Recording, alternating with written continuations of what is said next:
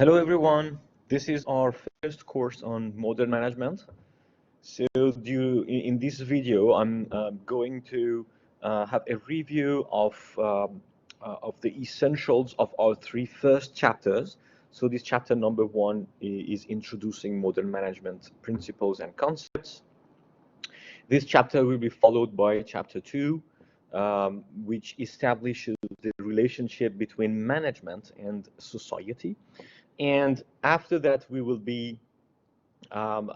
introduce you to chapter three topic, which is about diversity and the advantages of diversity for organizations. So in this first chapter, the goals of this first chapter are about providing you insights into managers' functions, tasks, and we will be defining management as a process, right? And we will relate this process to organizational resources. And we will also introduce management skills both from classical, traditional, and from a modern, contemporary perspective. So managers and their importance in society overall, and not for organizations only. Okay, managers influence all phases of modern organizations. It's about people, functions.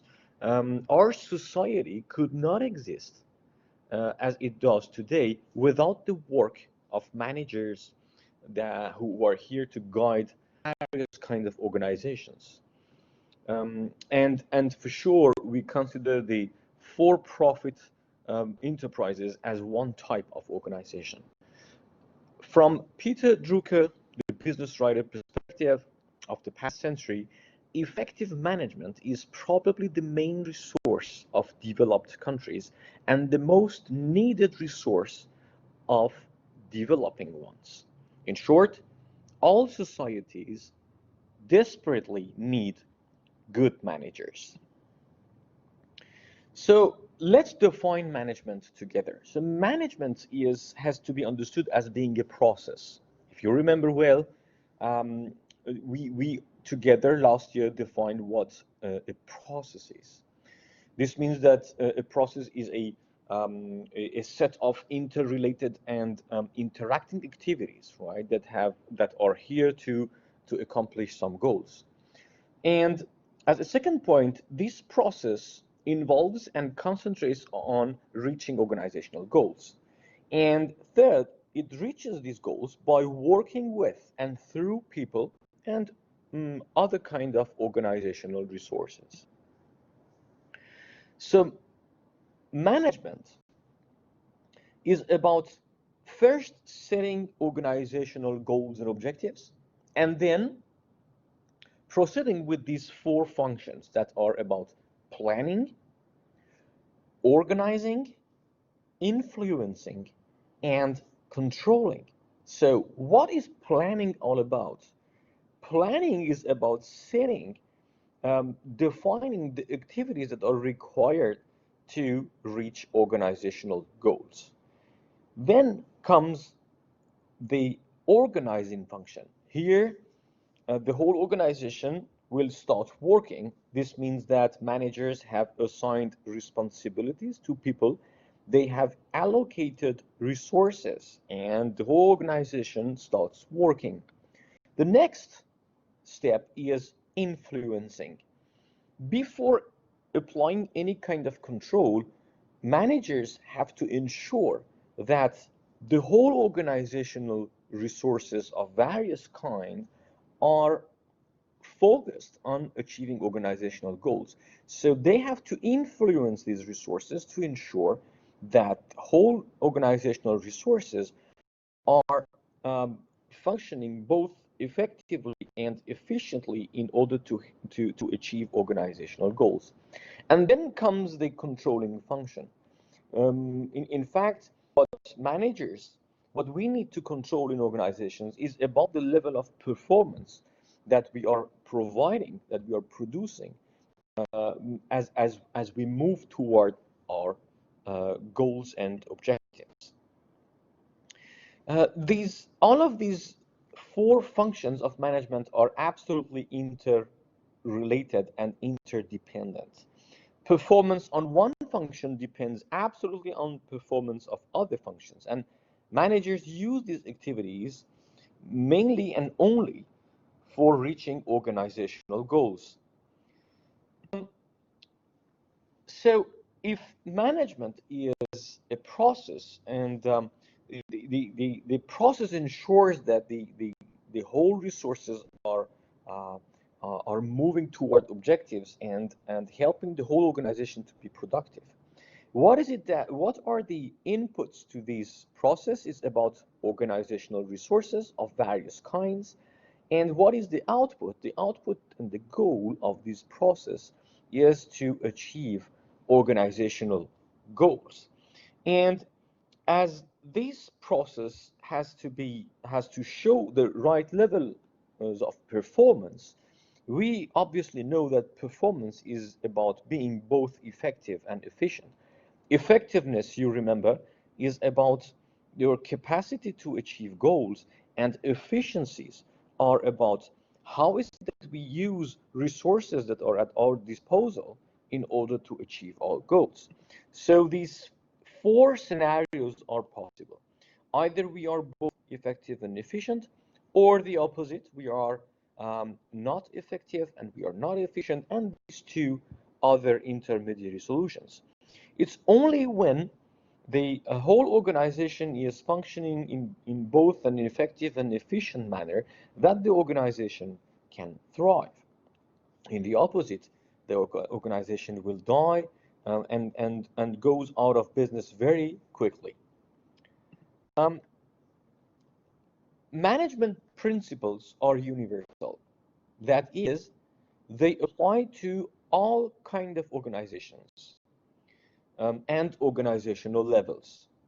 And naturally, um, managers' jobs and activities varies somehow from one kind of organization and industry to another, right? Because each single organization and each organizational type requires to use some specific knowledge and apply some specific skills and exist in unique working and political environment and uses different kind of sometimes resources and technology. However, job similarities are found across organizations of various kinds because the basic management activities that are planning, organizing, influencing, and controlling are common to all organizations. So the principles of management are universal, the functions of management are universal. Um, Henry Fayol was a French mining engineer and became one of the founding fathers of the modern management. And what he brought as the theory of characteristics suggests um, that all managers should possess certain characteristics such as positive physical and mental qualities and special knowledge related to the specific operation. Um, Barry Charles Forbes, so the founder of Forbes magazine, emphasized the importance of certain more personal qualities, inferring that enthusiasm, earnestness of purpose, confidence, and faith in their own worthiness are the primary characteristics of successful managers. And he stated that every successful business um, starts with an individual like Henry Ford, who is enthusiastic, believes in the organization's purpose, is self-confident, and believes in the high value that the organization aims to accomplish. We have then to talk about management skills. So first, we have this classical approach, this classical view that suggests that there are three types of skills that are important to managers. First, the technical skills, second, human skills, and third, conceptual skills. So technical skills are related to the very nature of the work and the activities. Human skills are about building cooperation with team that is being led. So it's about building relationship and using these relationships within effectively and in order to achieve organizational goals. And we have these conceptual skills. This is the ability to see the organization as a whole and having a broad understanding of various uh, organizational functions. So as we move toward the top of the pyramid in terms of responsibilities and organizational structure, um, first we need mainly technical skills, as you can see it on the right side of so in the rectangle, and and as we move toward the middle management responsibilities, we need less of technical skills, but we still need to develop and own human skills, and we start to need to develop and integrate conceptual skills. And as we reach the top management levels, here we mainly need to have the conceptual skills and human skills. But what is very common to what has been so far very common to all of these three stages and levels of hierarchy is that human skills are absolutely required for managers, no matter the level of the organizational behavior, level they are operating in. Um, but there is a more contemporary view of management skills. What we broadly recognize today is that managers have either to accomplish task-related activities, or to carry people-related activities, or change-related activities. So task-related activities include short-term planning, clarifying objectives of jobs in teams and in the whole organization, and monitoring operations and performance. People-related activities, uh, uh, it's about providing support and encouragement to others, providing recognition for achievements, developing the skills and the confidence of others, consulting when making decisions, and empowering others to become better um, problem solvers. And we have these change-related activities. So these efforts aimed at modifying organizational structure and components. So such activities include monitoring the organizational external environment, proposing new strategies, setting new objectives, developing a new vision, and sometimes new missions for the organization, encouraging innovative thinking, and helping the whole organization to establish and maintain competitive advantage. So this contemporary view of management suggests that managers should have skills in clarifying roles, monitoring operations, short-term planning, consulting, supporting, and recognizing, but also developing the skills of other people within the organization.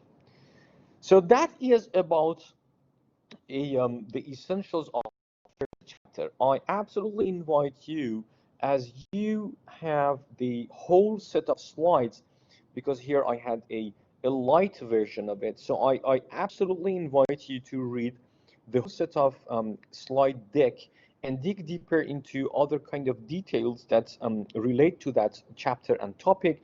What we will do is that during our online course, we will be reviewing some other details, and we will be hopefully interacting with you in case you have remarks, comments, or questions. Let me now moving forward by introducing you our second chapter. This time, this chapter and its content are establishing the relationship between management, society, and the very concept of sustainability. So what are the learning objectives of this chapter?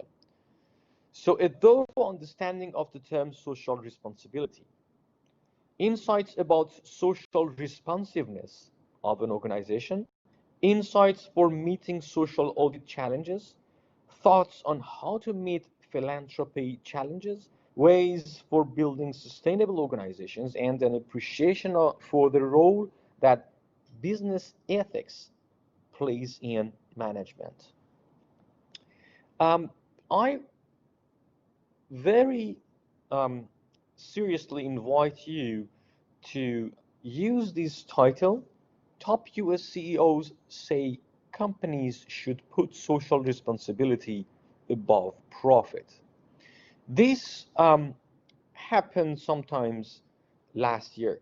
So in the United States, top CEOs gathered together and they came into some very important, critical, and very interesting conclusions about the role of sustainability in the modern business and in the modern organization. So here I provided you with an article from Reuters that reports about that meeting. But what I really suggest that you guys do is to dig deeper and find other articles and contents in order to better understand what really happened last year in this meeting. There are three pillars to a sustainable development. So that is very important for the general culture of managers to be aware of each of these pillars and know exactly what each of these pillars really represent. The first pillar is the economic pillar. So it's about questioning yourself about, is my organization providing a fair return to its and to all of its stakeholders? The second pillar is about the environment. Is the organization protecting and improving the natural environment through its work methods? And the third pillar is about, is the organization protecting or improving the overall quality of life of the communities in which it does business? And that is the social pillar of the sustainable development. And for sure, in order to take an example of how businesses are involved and act with respect to local communities, I took that very good example of my previous company named NVIDIA, who in United States, the employees decided all together that they should be spending the budget planned for a holiday party to engage and to improve the lives of local communities where our headquarters were just settled down. So that is about, I can provide you a link, but you can even also find other kind of material on the web about that. This is a good example of businesses that volunteer to help and to support local communities. What is sustainability in general? It's very important to recognize that sustainability is not only a social matter, is not an environmental matter, is not an economic matter. Sustainability is a human matter. It's a human-centric notion. What does it suggest? It suggests that sustainability is the degree to which a person or entity can meet its present needs without compromising the ability of the future generations to meet their needs. Um, and what is it that we call social responsibility? This time, social responsibility is about the management obligations to take actions that protect both the interest of the organization and the welfare of society as a whole. And what are the areas of social responsibility? This is about urban or consumer affairs, community volunteerism, employment practices, and environmental activities and environment conservation. What are the arguments for social responsibility activities? So businesses as a whole are a subset of society. Businesses have a responsibility to help maintain and improve the overall welfare of society. So they have clear duties as citizens, right? Profitability and growth go hand in hand with responsible treatment of various stakeholders, being organizational employees, customers, but also communities where the business is operating. But there have been arguments against social responsibility.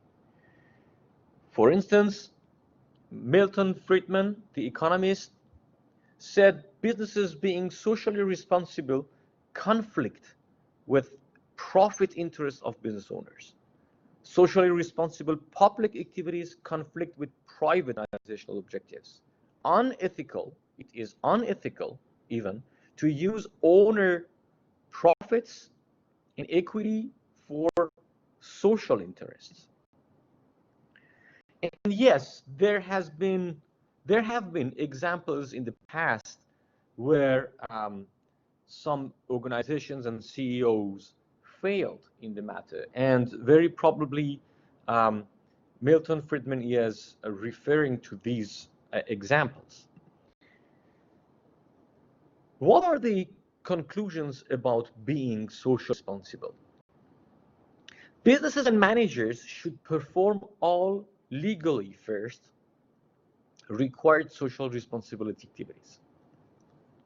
Then they have to consider voluntarily performing social responsibility activities beyond those that are only legally required. Inform all relevant individuals of the extent to which organizations will be involved in social responsibility activities. And being involved and developing social responsibility activities depends on the nature of the business and its impact on stakeholders and the environment. So depending on the very nature of your activities and your business, you have to align with social responsibility guidelines in a different manner. And there is very clearly a process, okay? Here we have a simple description of social responsiveness and decision-making process in order to figure out what type of social responsibility activities your organization should integrate. So we can invite you to read more about this process, and we can, during the online course, we can dig deeper into that. There is a quite modern concept named creating shared value, the CSV. This concept was developed by modern strategists such as Porter and Kramer, Michael Porter is a contemporary, is a modern strategist, former professor at Harvard School, and now he is a consultant. The story of creating shared value starts with taking a closer look at society and the social problems that the whole world has faced for a long time. Such social problems as extreme poverty, education, literacy, democracy, vaccination, child mortality. What we can see on those graphs, that so these graphs and the information come from the Our World in Data, so from the World Bank. What is it that we're seeing here is that in many areas, over the past 3 to 4 decades, mainly, we have made a lot of progress. Extreme poverty, basic education, right? Child mortality. But one question remains. Why isn't that we have not been winning against all of these social problems? And there are two answers to this very important question. The first is that we have had historically troubles to scale. And the second is that we don't have enough resources. So in order to win against these social problems, we need both to scale and to find resources. Scaling. How is it that we have so far responded to lack of scale? Many international organizations and institutions exist since decades who are working on all of these social problems. Examples are about IMF, the International Monetary Fund, ILO, the International Labour Organization, WHO, the World Health Organization, WTO, the World Trade Organization, the NGOs, the G20, and so on and so forth. And the United Nations Sustainable Development Goals set in the modern times. They are about 17 Sustainable Development Goals, and the whole world has come to sign about and engage and to commit about working on new laws and regulations in order to help the world solve its social problems at global scale. And when it comes to the second problem that we have historically faced, where to find resources? Well, there is only one answer to that. These resources can be mainly found in business. How is it that it works?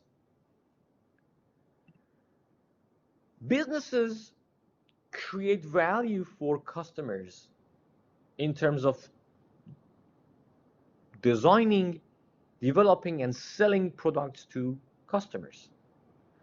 And what the business expects is that in return to selling that product, it captures back value from the customer in terms of profit. And this profit goes to pay salaries, taxes, donations. This is the traditional value creation process. What is it that creating shared value suggests?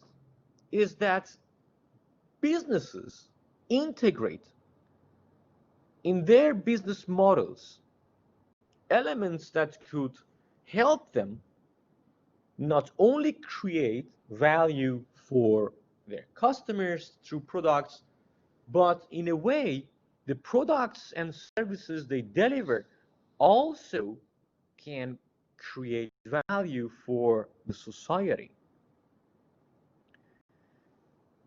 And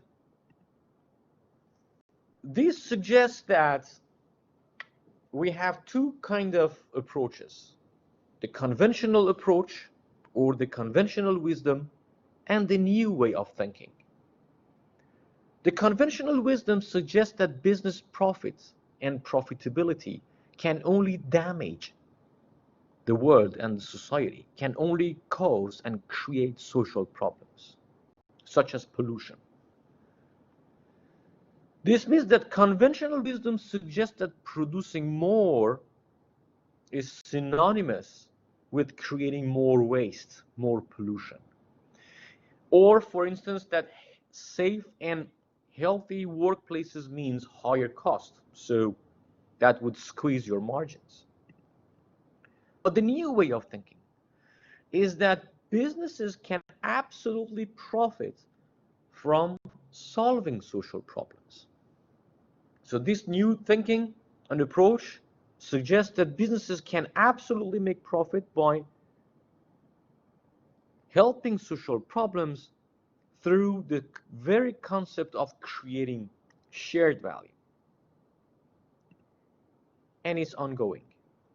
New products free of saturated and trans fats. New water irrigation techniques to reduce water consumption in agriculture throughout the world. Sustainable exploitation of forests. Training millions of people to use digital tools and technology in rural areas. So these businesses that started to proceed with shared value creation are definitely those who have integrated sustainability within their business models. So that was about the introduction to our chapter 2. Our chapter 3 now is about management and diversity. So chapter objectives, it's about defining diversity, to getting insights into the advantages of diversity for organizations, and developing awareness, increasing awareness about the challenges that managers might face integrating diversity in their organizations. Then the understanding of the strategies to promote diversity and insights into how managers can actually promote diversity. But let's first define what diversity means. Diversity refers to characteristics of individuals that shape their identities and their experiences in society. This is nothing new. In many countries throughout the world, the United States in top, people from various regions of the world and from various cultures, religion, have been immigrating there, right, since decades. So, for instance, the American population has always been a mix of ethnicities, religions, social classes, physical abilities, and sexual orientations. All of these differences, along with the basic human differences in terms of age and gender, represent diversity. So the purpose of exploring diversity issues in management is to suggest how managers might include diverse employees equally, accepting their differences and leveraging their talents. There are clear advantages in having a diverse organization. Managers now realize that distinct advantages come from seeking for a wide range of talents from every group, for instance, in the United States, in the American culture. Group decisions happen to very often improve the quality of decision making, a richer array of approaches to solve work problems, and in terms of market share, employing a manager who is from the same ethnic and origin background as your customer might absolutely imply to those customers that their day-to-day experiences will be absolutely understood by the business. Here is an example I invite you to read. Other diversity advantages. Cost saving. According to some studies,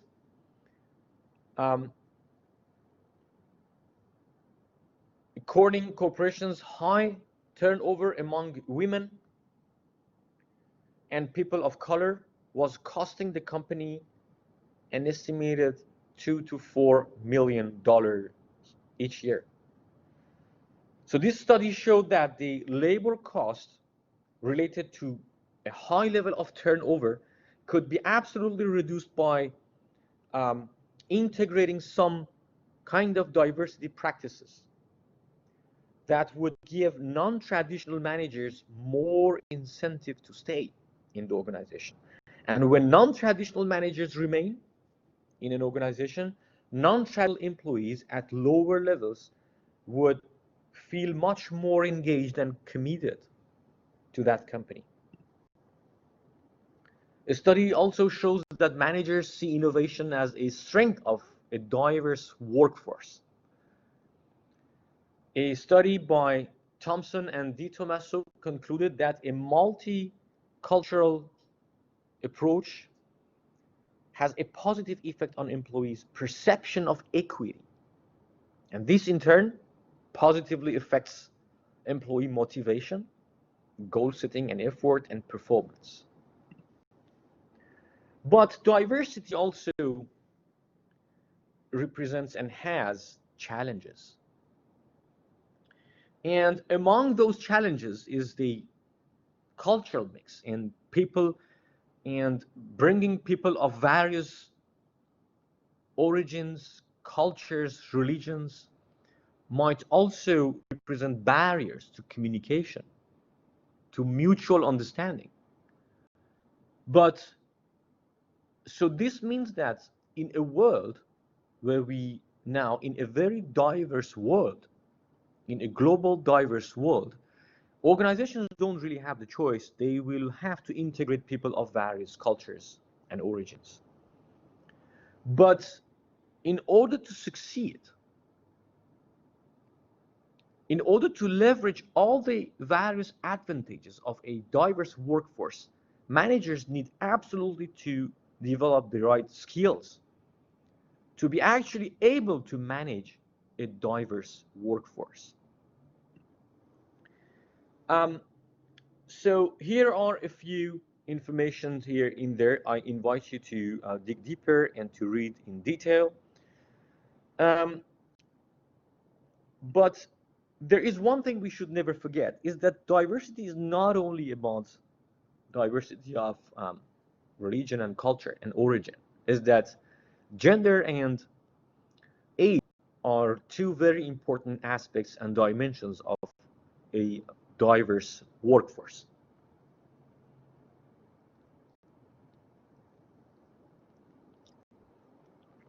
Managers need to absolutely know the very characteristics of people from various generations, being baby boomers, Gen X, or Gen Y. So each generation at workplace will bring its own unique experience, values, but also issues. We know that a sound analysis of various generations showed that baby boomers are staying in the workforce longer than the previous generations and are more interested in wellness, in having part-time jobs, and in having life longevity um, than other generations. The Gen X is generally interested in a balance of personal life and work. And the Gen Y is interested in being a part of a team, working in a collaborative environment, engaging with social media and many other kind of technologies. So overall, in shaping this productive multi-generational work team, managers should always keep the special traits of each generation in mind and use those traits to the organization advantage. So what usually takes place is we use the older generations and people at work to communicate with new generations and to transfer knowledge and experience. And as this has been put into practice first time at General Electric by Jack Welch, we started to see new practices. This practice is named reverse mentoring. This means that the new generations would just in return provide new kind of skills to the older generations in terms of internet skills or um, from the junior employee, so here to the more senior employees, okay. But our natural tendency is to judge other groups less favorably than our own. This tendency is called ethnocentrism.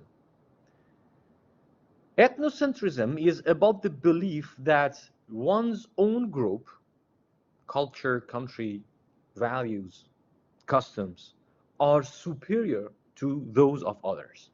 And we have other phenomena such as prejudice, stereotyping, and discrimination.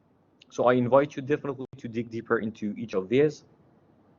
One good example here is about the stereotyping of Muslims in the United States since we had the terror attacks. So many argue that stereotyping all Muslims as terrorists is drastically unfair. For instance, to the US Muslims population.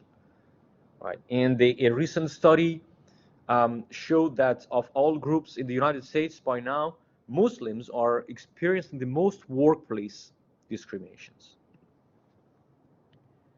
And we have strategies to promote diversity in organizations and integrating diversity in all of the management functions one by one. So I invite you to read all of these slides from all of these 3 chapters and hope to see you soon and exchange on all of these topics together during our next online class. Good luck, everyone.